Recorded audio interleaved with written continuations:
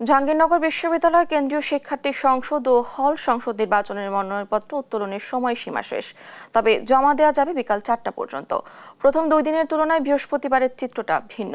শেষ দিন হওয়ায় ডাকসুর মনোনয়ন ফর্ম কিনতে ও জমা দিতে বিশ্ববিদ্যালয়ের সিনেট হলে 3য় তলার অস্থায়ী নির্বাচনী কার্যালয়ে দল বেঁধে আসতে থাকেন প্রার্থীরা।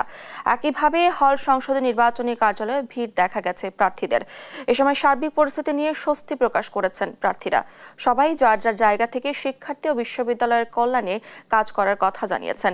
এদিকে ভাঙন দেখা দিয়েছে বাংলাদেশ গণতান্ত্রিক ছাত্র সংসদে।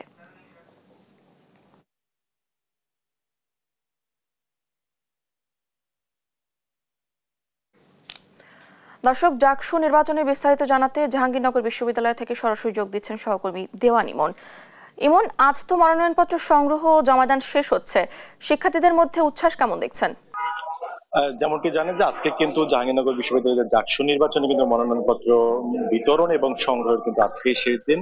এবং আজকের দিনে কিন্তু 2টা নাগাদ কিন্তু মনোনয়নপত্র সকলে সংগ্রহ করতে পারবেন এবং 2টার পর থেকে কিন্তু সংগ্রহের যে সীমানাটা সীমাটা কিন্তু শেষ হয়ে যাবে এবং বিকাল 4টা পর্যন্ত কিন্তু জমা দেওয়ার সময়টি নির্ধারণ করে বিশ্ববিদ্যালয়ের যে নির্বাচন কমিশন আছে ডাকসুর, তারা কিন্তু একটি নির্দেশনা দিয়েছেন গতকালকে। আজকে সকাল থেকে কিন্তু আমরা দেখছি যে যেহেতু আজকে শেষ দিন, শেষ মুহূর্তে কিন্তু একদমই উৎসব মুখর একটি পরিবেশ কিন্তু বিরাজ করছে পুরো এই নির্বাচন, ডাকসু নির্বাচনকে কেন্দ্র করে। আমরা দেখছি যে ডাকসু নির্বাচনের যে অস্থায়ী যে কার্যালয়টি, সেখানে কিন্তু সকাল থেকেই দেখছি যে ভিড় ছিল, কিন্তু সেই ভিড়টি কিন্তু দুপুরের পর থেকে কিন্তু আরো কয়েক গুণে বেড়ে গেছে। এখন কিন্তু শেষ সময়, যেহেতু ডাকসু নির্বাচনের এখন ফর্মটিও বিতরণ কিন্তু এখন বন্ধ করে দিয়েছে। এখন যারা এখানে আছেন সকলেই কিন্তু তাদের যে মনোনয়ন পত্রটি সংগ্রহ করেছেন, সেই সংগ্রহকৃত মনোনয়ন পত্রটি কিন্তু তারা কিন্তু এখানে জমা দেওয়ার কাজগুলো করছেন। কিছুক্ষণ আগে নির্বাচন কমিশন আমাদেরকে জানিয়েছিলেন যে এখন পর্যন্ত কিন্তু শুধুমাত্র কেন্দ্রীয় সংসদ নির্বাচনের এই